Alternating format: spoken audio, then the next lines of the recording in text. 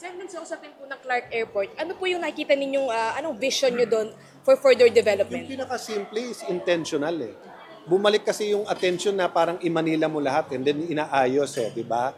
So, and then of course yung railway papunta dito, kailangan matapos. Kasi so I was arguing with someone last week lang. Sabi niya, sir, kasi layo sa Clark. Sabi ko, alam mo, kung may railway from let's say Market BGC papuntang Clark, mas matagal pa ako mag-drive sa bahay ko papuntang Naiya, kaso sumakay ng train from BGC to Clark. Ang problema, wala pa. So on one hand, may mga hihintayin tayo na infrastructure. But on the other, for example, no, naalala niyo yung unang point-to-point from Manila to here, ang daming mga young people dito sumakay papuntang Singapore, Hong Kong, Japan, kasi mas mura and convenient, eh, di ba? So that's what I'm saying lang, we have to be intentional.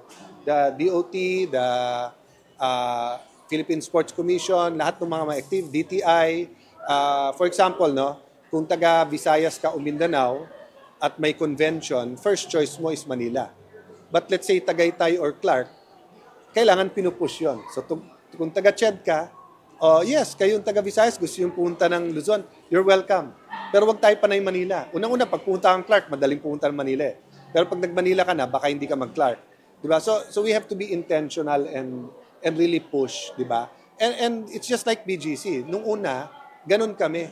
Punta naman, dito naman kayo. Nung uso na siya, hindi mo na kailangan sabihin. Lahat automatic nang pumupunta doon.